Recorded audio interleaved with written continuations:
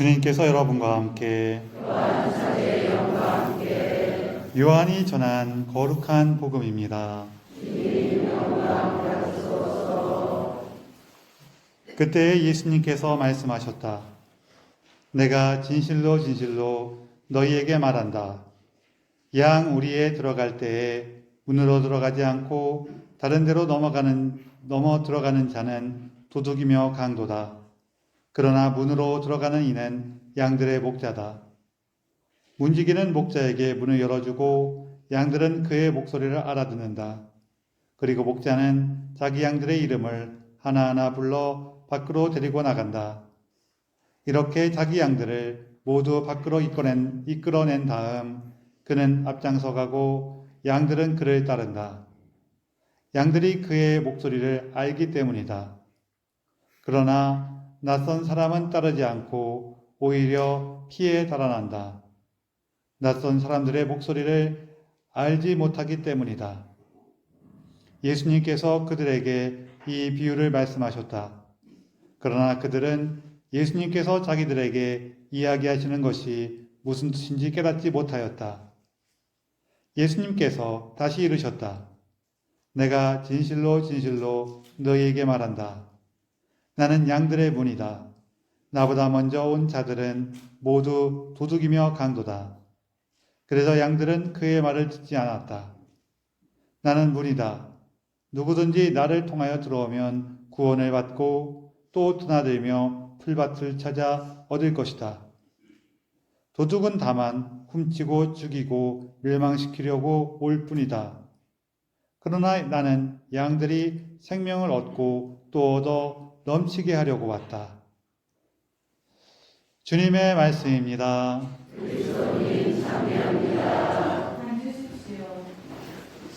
참여 예수님, 서로 인사를 좀 나누세요.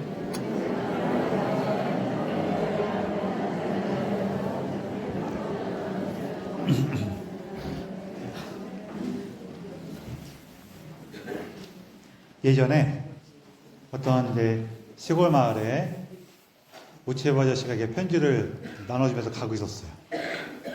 근데 지금은 이렇게 못하죠. 지금 아파트나 여러 명이 같이 사는 그런 집에 사시는 분도 많다 보니까 이렇게 시골 마을에 우체부 아저씨가 다니면서 그 길에서 만나서 편지 주기도 하고 그 집 안에 이렇게 담장 너머로 편지 건네주고 막 이러는 게 요즘엔 거의 없잖아요. 그렇죠? 제가 어렸을 때 저희 외할아버지께서 돌아가실 때 저희 이제 외삼촌께서 부고장을 쓰고 계셨는데 옆에서 이렇게 보니까 주소 없이 이름만 쓰시는 거예요. 제가 생각할 때 너무 이상한 거 그게. 어떻게 이름만 쓰면은 그 편지가 가나 싶어갖고 외삼촌 그렇게도 가요? 그랬더니 외삼촌께서 막 웃으시면서 동네에서는 그래도 돼 그러시더라고요. 이해되시죠? 요즘에 이름만 써갖고 편지 두면은 요즘에는 우리가 참 가기 힘들 거예요. 그렇죠? 그래서 이제 우체부 아저씨가 편지를 주면서 이제 말을 지나고 있었는데 집 앞에 서갖고 편지를 전해주려고 계세요? 그랬더니 집안에서 네 그러는 거예요. 나오겠지 하고 기다렸는데 안 나와요. 이상하나 싶어갖고 다시 한번 계세요? 그랬더니 또 네 그래요. 그래서 나오겠지 또 안 나와. 이상해갖고 이번에는 계세요? 하면서 이렇게 까치발을 세워서 담 너머로 이렇게 집안을 들여다봤어요. 이렇게 마당을 이렇게 들여다보면서 집안을 들여다보면서 계세요? 했더니 거기 염소 한 마리가 붙어 있었는데 얘가 네 그러는 거예요. 그 염소가 매 그러는 거를 이제 네 그러는 걸 들은 거죠. 그래 오늘 성소주일이고 성소주일이란 말은 부활 4주일이 되면은 예수님께서 나는 착한 목자다. 내 양들은 내 목소리를 알아듣고 나를 따른다. 이것과 나는 그들을 이제 푸른 풀밭과 맑은 시냇물로 이끈다라는 이런 내용의 복음이 계속 나와요. 그래서 요 부활 4주일을 착한 목자주일이라고 부르기도 하고, 특히 우리가 성소주의라고 부르는 이유는 성소라는 말은 하느님의 부르심이라는 뜻이에요.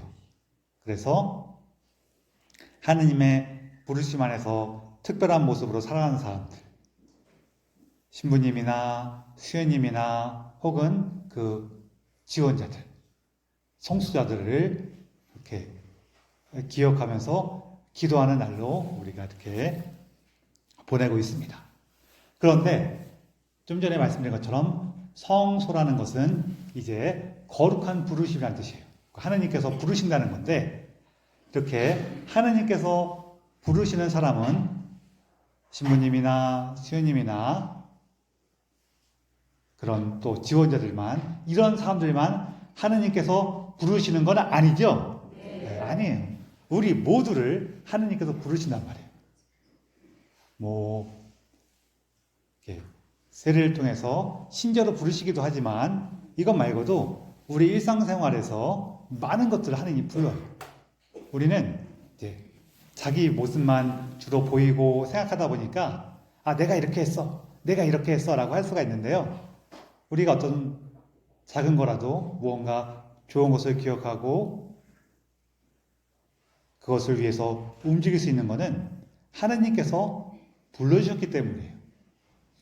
오늘 여러분이 이 미사에 오신 것도 하느님께서 불러주신 걸까요? 안 불러주신 걸까요? 불러주신 거예요. 그렇죠? 우리가 이렇게 있는데, 오늘 심심한데 성당이나 한번 가볼까? 뭐 그러실 수 있겠지만, 그런 것조차도 우리 마음속에 하느님께서 오늘 성당에 가서 나와 함께 하자라고 불러주셨기 때문에 드는 마음이에요. 드는 마음이라는 거예요. 아닙니다. 저는 훌륭하고 뛰어나서 하느님께서 저를 부르지 않으셨지만 내가 딱 끝으로 보고 온 겁니다. 하신 분 계세요? 뭐 혹시 계시다면 축하드립니다. 이렇게 우리가 한자리에 모일 수 있는 것도 하느님께서 불러주신 거예요. 또 이렇게 우리가 직접적으로 신앙생활과 관계가 있는 것처럼 보이지 않는다고 하더라도, 때에 따라서 내가 지금은 내가 좀 참는 게 낫겠다, 지금은 내가 좀 더 이해하고 배려하는 게 낫겠다, 이런 마음이 드는 것도 하느님께서 부르신 걸까요? 안 부르신 걸까요? 부르신 거란 말이에요.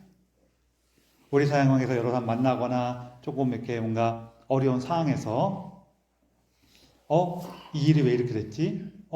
저 친구도 왜 저렇게 생각하지? 하면서 상대방을 이해해 보려고 하거나 상황을 이해하거나 내가 할 수 있는 건 이렇게구나 하면서 어떻게 하면 더 좋은 방법이 있을까라고 현명하게 한번 고민해보고 찾아보는 것도 하느님께서 부르신 걸까요? 안 부르신 걸까요? 부르신 거란 말이에요. 때에 따라서는 이거는 내가 좀 더 단호하고 분명하게 내 뜻을 밝히고 어떤 것들은 안 돼라고 말하는 필요성이 있겠어. 주님, 저에게 용기를 주십시오. 라고 해서 그렇게 단호하고 분명하게 표현하는 것도 하느님께서 부르신 걸까요? 안 부르신 걸까요? 부르신 거예요. 다 부르신 거예요. 그래서 하나님께서 항상 우리를 불러주세요. 우리가 그 하느님의 부르심에 응답할 때, 우리 삶이 주님께서 주시는 기쁨과 평화와 자유로움으로 한 걸음 한 걸음 나아가고 있구나라는 것을 우리가 만난단 말이에요. 이것을 기억하는 것이 부활 4주일이에요. 특히 오늘 복음의 묘사에 보면은 우리 전례식에 따라서 복음서는 바뀌지만 내용은 항상 이 주님께서는 우리의 참된 목자이시고 우리는 그분의 양떼입니다라는 이 내용의 복음이 계속 나오거든요. 이 양들을 돌보시는 분들의 혹은 그걸 옆에서 보신 분들의 얘기를 들어보면은 그 양들과 목자의 관계가 정말 재밌어요. 어떤 신부님께서 이번 성경을 연구하시고 공부하시는 분이신데 그 성경을 좀 제대로 또 깊이 이해하기 위해서 이스라엘에 가셔갖고 성경에 나오는 그런 장면들, 풍경들을 이렇게 다 살펴보시기 위해서 연구하러 가셨어요. 그 연구하시면서 이제 목자들의 삶을 또 이렇게 살펴보시는데 이제 목자들이 보면은 이제 노래를 부르면서 목자가 가면은 그 목자의 양들이 쪼르륵 따라가는 거예요. 때에 따라서는 갑자기 비가 오거나 그러면은 근처에 있는 동굴로 이제 한 목자만 들어가는 게 아니라 여러 목자들이 각자의 양들을 데리고 다 한꺼번에 피신할 때가 있어요. 그런 일이 벌어지거나 혹은 큰 외양간 같은 곳에 여러 사람이 같이 양들을 맡겨놓거나 이런 다음에는 양들도 막 섞일 거 아니에요? 그 다음에도 이제 다시 양들을 데리고 나가 날이 개거나 날이 밝아서 이제 양들을 데리고 나갈 때가 되면은 목자들이 그 앞에서 이제 노래를 부르는데 노래를 부르면서 가면은 양들이 다른 목자를 따라가는 것도 아니고 자기 목자만 이렇게 쪼르륵 따라가서요. 그래서 한번 생각해 보세요. 어떤 목자가 가는데 뒤에 이 목자가 노래를 부르고 가면은 뒤에 그 사람의 양들이 쪼르륵 따라가. 이 신부님 글을 보니까 자기도 너무 하고 싶은 거예요. 좀 그런 마음이 들겠어요? 안 들겠어요? 내가 노래 부르러 가면은 양들이 쪼르륵 따라오면은 신나겠어요? 안 신나겠어요? 좀 신날 것 같아요. 그래서 이 목자한테 가서 아우, 당신 참 멋있다고. 나 너무 그 모습이 좋아 보여서 나도 한번 해보고 싶은데 그 노래 좀 알려달라고 막 그렇게 부탁을 했대요. 그랬더니 그 목자가 막 웃으면서 한번 해보라고 그러면서 노래를 알려줬대요. 노래를 배운 다음에 이 신부님이 노래를 부르면서 쭉 가니까 양들이 어떻게 해요? 안 따라와요. 안 따라와요. 왜냐하면은 양들은 노래를 듣는 게 아니라 뭘 듣는 거예요? 목소리를 듣는 거예요. 우리와 예수님과의 그런 거죠. 그리고 이 양들이 목자의 목소리를 따라가는 이유는 뭘까요? 그 이유 중에 하나는 뭐냐면은 그 목소리를 따라갔더니 내가 안전해요? 안전하지가 않아요? 안전해요. 그리고 그 목소리를 따라갔더니 먹을 것이 있고 마실 게 있어요. 그렇죠? 그러니까 그 목소리를 따라가는 거예요.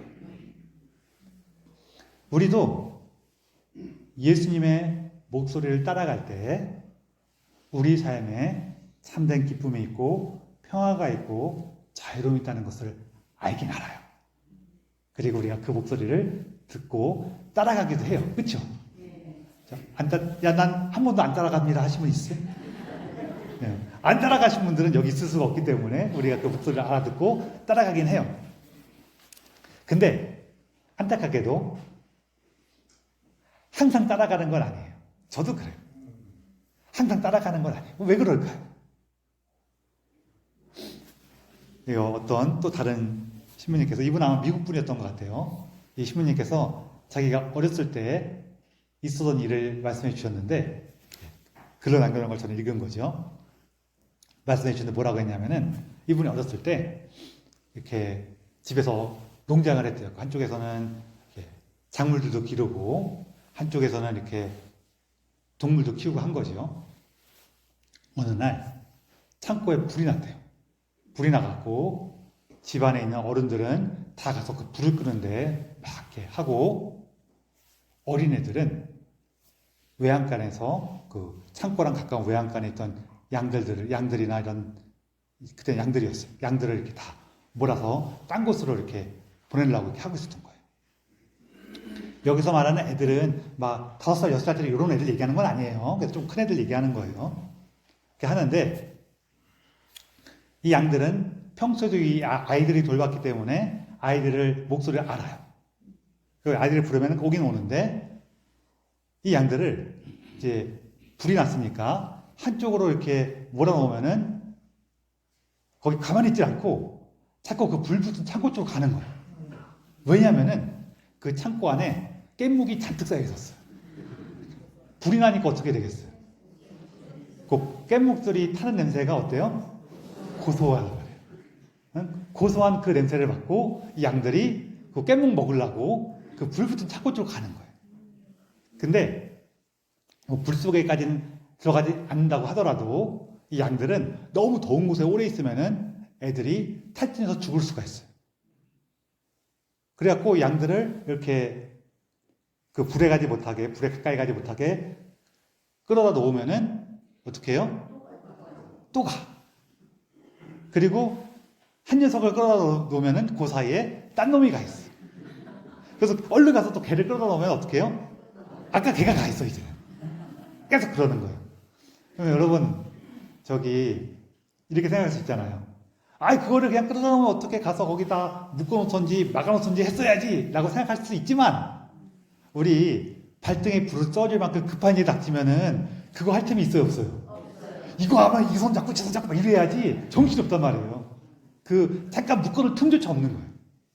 그래갖고 애들이 가서 양을 한 마리를 끌어놓거나 잘 안 끌려면 이제 질질 끌고 오거나 들고 오거나 그래갖고 밤새도록 그걸 했더니 이제 새벽이 돼서 이제 불이 다 꺼졌는데 새벽녘에 불이 꺼질 때쯤이 되니까 아이들은 양들을 이렇게 끌고 오고 들고 오느라 하느라고 다 지쳐서 이렇게 기진맥진해 있고 양들은 열기에 이렇게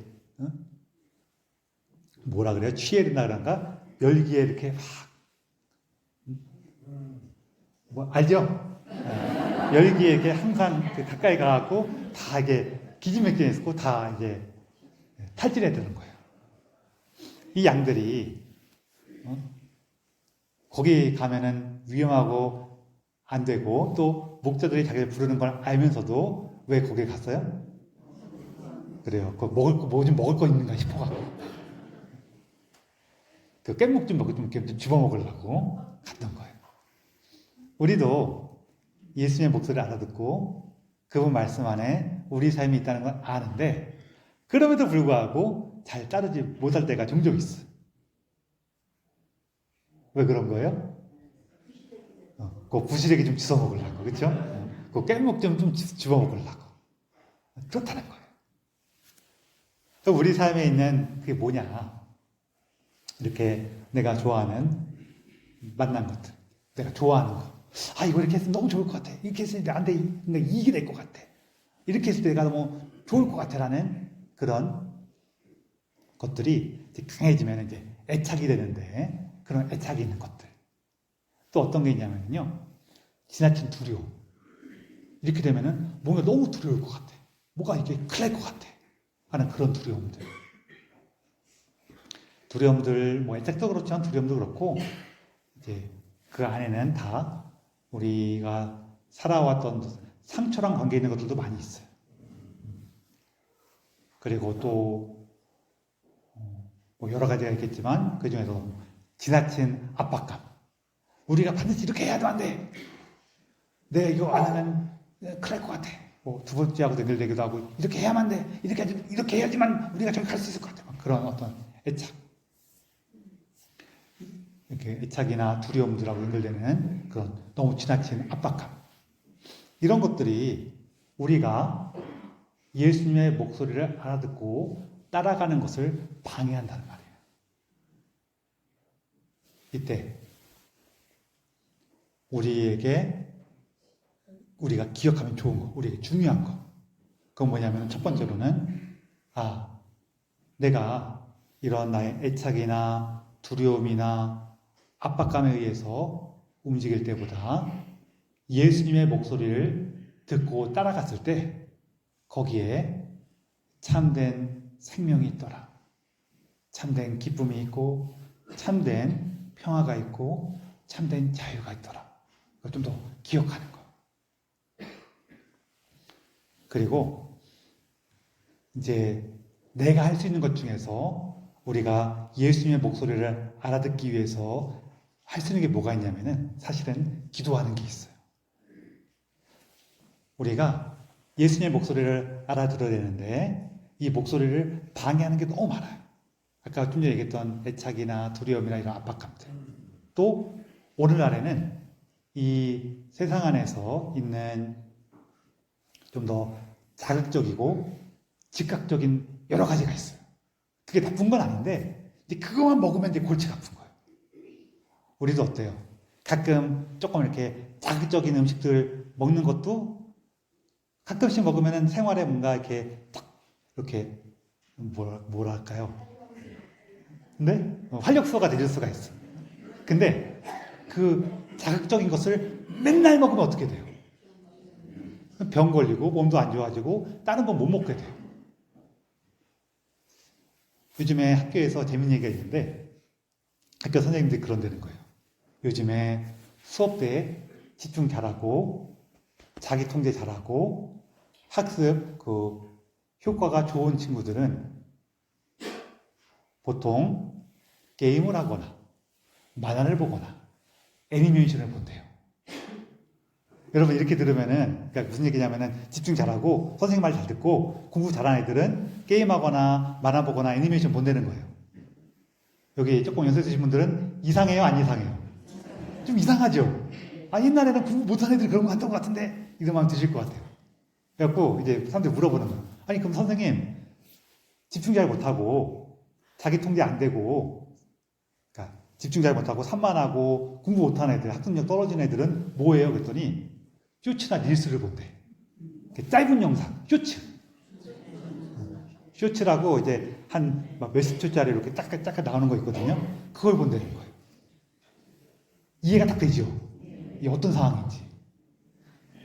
짧은 거를 사람들이 자꾸 보게 만들려면 이게 짧고 자극적이어야 돼요. 그러니까 그런 걸 자꾸 보다 보면은 내가 뭔가 집중하거나 나를 조절하는 데 있어갖고 어려움을 느낀다는 거예요. 실제로 우리가 굉장히 스트레스 상황에 있거나 이렇게 계속 자극적인 게 계속 노출되다 보면은 삶에 대해서 너무 즉각적이 돼요. 그리고 내가 뭔가 여러 가지 위기 상황에 있다고 막 그렇게 압박을 받는 경우가 종종 있어요. 실제로 그 삶이 어려운 게 아니라 그냥 마음속에서는 계속 조마조마한 상태가 되는 거예요. 그런 게 또 강하면은 예수님의 목소리를 알아듣는 게 좀 어려워져요. 그래서 이런 것들을 해서 내가 예수님의 목소리 이런 것들이 우리 삶에 막 있다 보면 이런 것들이 잡음처럼 들려요. 막 이렇게 잡음처럼 들려와서 누가 얘기하는데 잘 안 들려요. 그럼 이 잡음을 좀 낮추고 그 목소리를 알아듣기 위해서 우리가 할 수 있는 게 뭐냐면은 말씀드린 것처럼 기도하는 거예요.